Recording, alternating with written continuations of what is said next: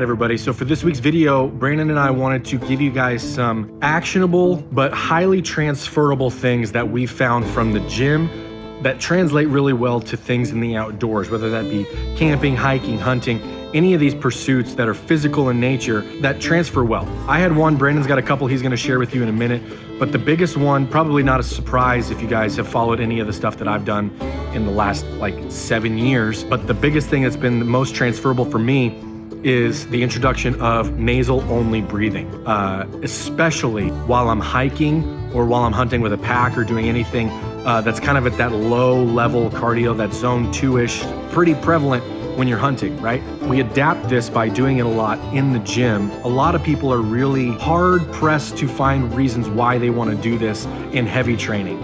Especially because what it's gonna do at the front end is make you slow down what you're doing. You're gonna have to check your ego when you do this in your training. It's going to have you dial back.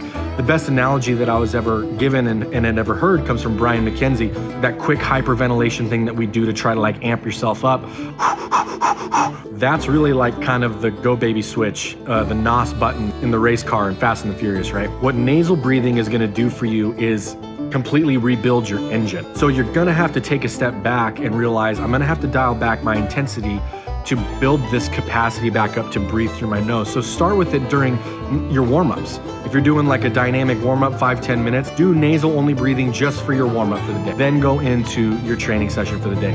If you're out hunting and hiking, breathe through your nose when you start as long as you possibly can. Chances are you're going to be able to do it longer than you think, but it's gonna have you recovering really, really well. It's gonna have you utilizing oxygen much better in your system. And I've found out in the mountains, I'm able to actually hike a lot longer before needing to break if I'm really cognizant about breathing through my nose. So that's gonna be the simple takeaway for this week.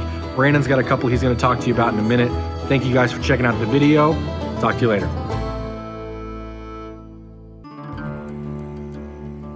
Hey, what's up guys? So for this week's segment, Ross and I had been talking about some kind of preparation for the mountain, whether that's hiking, camping, backcountry fishing, or hunting, and neither one of us want to present ourselves as experts in that area. But what I can tell you is that I have devoted a large portion of my life to the outdoors, and one of the things that I really started probably 3 to 4 years ago, not consistently, not like every single day, but just systematically as I prepare for harder things, is ice bath and heat emphasis. So like sauna, infrared, you can do some steam, you can do the ice baths, but in any of those situations, what you're really trying to do is train yourself to adapt and also how to process and overcome stress. I think so many people have so many ways out of stress in their lives. I mean, we all feel stress at certain times, but I don't know that we ever actually deal with it. We actually just press it down. So something like extreme heat or extreme cold, it forces you, it puts you in a situation where all you want to do is get away from it. And many times in our lives, we face things that we do not want to really stand our ground on, and we want to bolt because it's much easier. So for me, what I like to do, if you're new to ice baths, I think that's the harder one than the heat, so I'll focus on that.